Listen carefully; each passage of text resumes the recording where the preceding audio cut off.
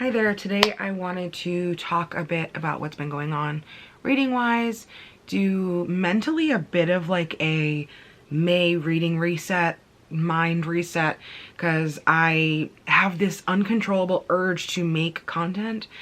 No patience for it. Oh, by the way, my 10-year anniversary here on this channel just passed.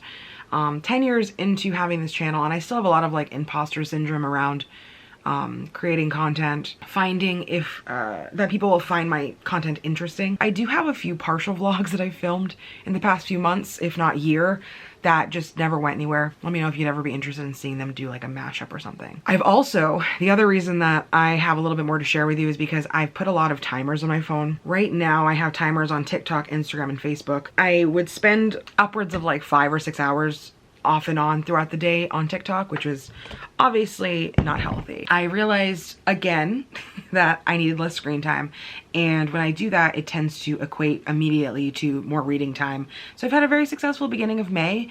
I already have 5 or 6 books I've read so far, so I want to share those with you first. First thing I finished this month was The Writing Retreat.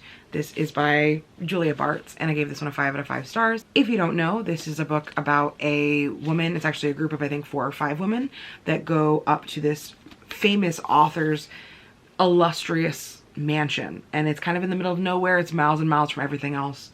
And there's no internet, no phone connection. And this is basically an opportunity for them to write a novel under this famous author's tutelage. Odd things are afoot, and the concept of being up in the middle of nowhere does not seem as appealing. There are some like outrageous moments where you're like, that's just, what a silly movie moment. But I was in, and considering I'd felt like I'd been in a bit of a reading slump for a few weeks beforehand, it really helped me get out of the reading slump and like dive back into everything else. After that, I read Out There by Kate Folk. This is a collection of speculative fiction. A lot of it, I think most of it, is like extremely queer. The main story that's talked about on the back of the book is actually about everything is the same as it is now, except there are these manufactured men that are like AI. They are robots, except that they have like full body, like everything works. They are owned by Russian hackers, more or less,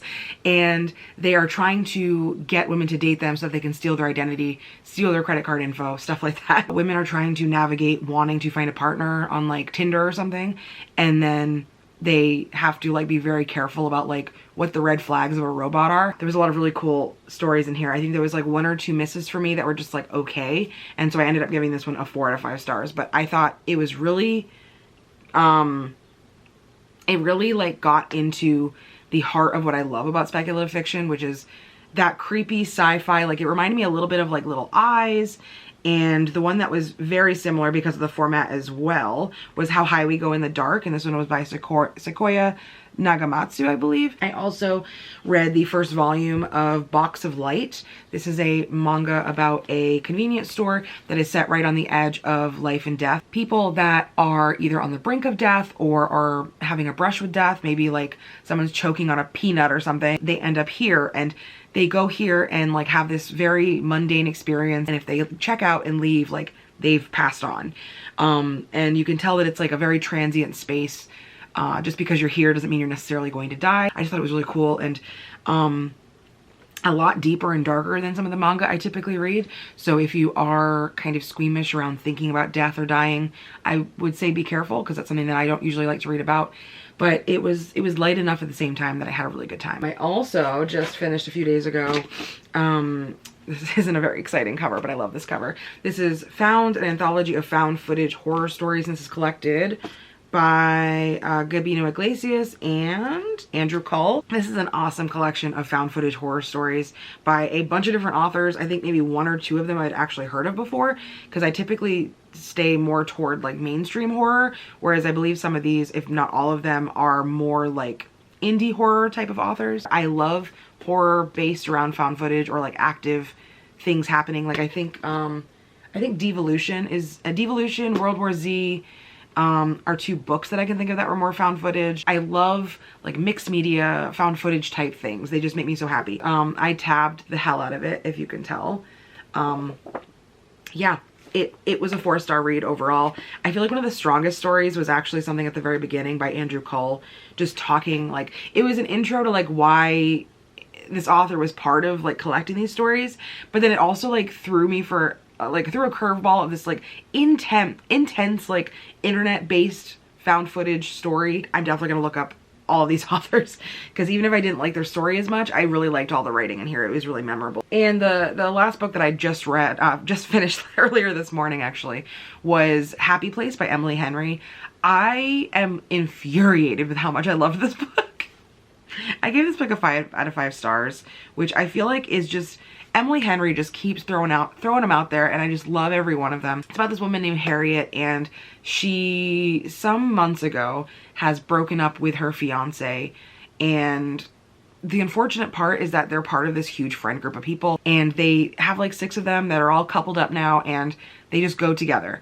And with that in mind, Harriet has not told her friends when they're about to go on this vacation that her and her fiance have split. And so now Harriet and her ex-fiance Wynn are in this situation where they need to pretend to be together for the sake of their friend group, because they don't want to split up the friend group because they've split up. And this book, I feel like the men in Emily Henry's books are so emotionally developed that it pains me inside. If you read it, it's very clear that there is a miscommunication issue here.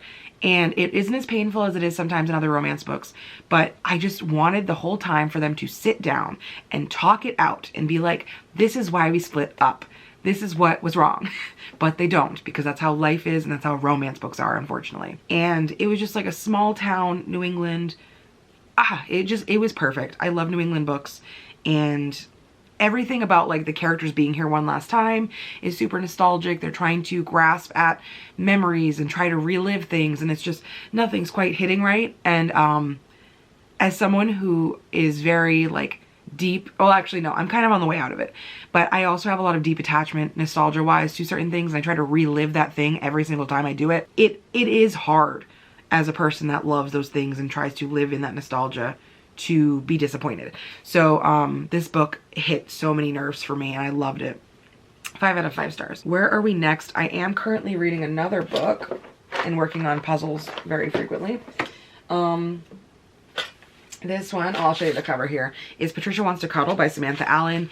This, I think the quote on the back is going to be a little bit more forthcoming. It says, this is the lesbian Sasquatch novel you've always wanted. I'm only like 40 pages or so into it, but it's about a group of people. It's the last 4 women on this Bachelor type reality show. And there's also like this cool interlude of like a chat board or a forum in between every few chapters where they're talking about like spoilers for the show and what they think is going to happen. But the first chapter of this book threw me for a loop because it was so horrific. This book opens with a woman who is, I'm assuming, a sheep farmer, and one of her sheep it's not even hers, has been like slaughtered and just like laid out dead on her porch, and she just finds it. But she thinks it's very normal for that to happen. Whatever did it in a way that it wasn't necessarily just about food. And so it was just very intentional and creepy. And in my head with this woman holding it, I think of King Kong, but all the Sasquatch, Bigfoot stuff on the back makes me think this is going to be a Sasquatch book. And I'm very excited because it's not written in the like typical like high-spirited way of a reality show, and so I love it so far. I think that it's got a high chance of being like a 3 to 5 star. No, right now I'm gonna say 3-4 star. I have a little pile here of some other books that I'm hoping to read in the next few weeks of May, if not beyond. Pinata, this is by Leopoldo Goat. Carmen Sanchez is back in Mexico supervising the renovation of an ancient abbey. Her daughters are too young to be left alone in New York, and they join her in what she hopes is a chance for them to connect with their roots. Then an accident at the worksite unearths a rare stash, centuries-old artifacts. The disaster costs Carmen her job, cutting the family trip short, but something malevolent and unexplainable follows them home to New York, stalking her family and heralding a coming catastrophe. We also have Just Like Mother by Anne Heltzel. I started this a little while back and DNF'd it temporarily, but and I always forget that I have a signed copy by accident. But this is about a woman who grew up in a cult and has escaped the cult, and I believe her sister or one of the girls she grew up there with is now going back to the cult. So I think I'm gonna have to restart this and try to get the vibe back. But I think the reason I DNF'd it in the first place was because it was like, you got this cool lead up with the cult stuff, and then out of nowhere it switches to the present, and I was like, oh, wait up. Blue ball me? I feel like there's a nicer way to say that. I have some graphic novels here. Death of Love. Love sucks and Philo Harris is going to do something about it. After a particularly bad drunken decision gives him the ability to see the Cupidae, the creatures that make love work, Philo ends up going to war with love itself with a chainsaw. Jose read this recently and liked it. He said it was cool. He didn't know if I'd like it, but I'm going to give it a try. We also have Witch Blood, which is one that I thought was really cool for a long time, talking about witches and vampires. But oh, yep, there's my bookmark in it. I read an 1/8 or a 1/5 of the way in. Modern Wild West road trip about a witch cruising the Southwest as a band of bloodthirsty biker vampires hunt her scattered coven for the source of all magic, witch blood. So likely I'll need to restart this one again to try to get back into it. Memory Police by Yoko Ogawa. I've wanted to read for quite a while. This, I believe, is truly just an island where there is a... Let's read this together. I think it's very Orwellian. On an unnamed island, objects are disappearing. Most of the inhabitants are oblivious to these changes, while those few able to recall the lost objects live in fear of the memory police, who are committed to ensuring that what has disappeared remains forgotten. When a young writer discovers that her editor is in danger, she concocts a plan to hide him under her floorboards, and together they cling to her writing as the last way of preserving the past. And they also compare it to Fahrenheit 451 and 100 Years of Solitude, which I haven't read. I also have a book that Sage recommended to me a long time ago. This is a collection of stories by Ted Chiang, and this is Exhalation. Not a very exciting cover, but I don't even remember exactly why they recommended it to me. It says 9 stunningly original, provocative, and poignant stories. 2 published for the very first time, all from the mind of the incomparable Ted Chiang, tackling some of humanity's oldest questions, along with new quandaries only he could imagine. These stories will change the way you think, feel, and see the world. They are Ted Chiang at his best, profound, sympathetic, and revelatory. And I believe it's speculative fiction. We also have In the Miso Soup by Ryu Murakami. This is about a taxi cab driver, I think in Tokyo. Yeah, Tokyo. And he picks up this rich white guy, I think, that's like a tourist. And he starts to realize that this tourist might be linked to a bunch of sex worker murders. Then the last one that I am really interested in reading soon is The Boyfriend Project by Farah Roshan. Samia never thought she would be that girl, but a live tweet of a horrific date just revealed the painful truth. She's been catfished by a 3-timing jerk of a boyfriend. Suddenly she, along with 2 of his girlfriends, London and Taylor, have gone viral online. Now the 3 besties are making a pact to spend the next 6 months investing in themselves. But for once, she's putting herself first, and that finally includes developing the app she's been dreaming of creating, which is the exact moment she meets the deliciously sexy Daniel Collins at work. What are the chances? But is he really boyfriend material, or is he maybe just a little too good to be true? Yeah, so that's all I have for today.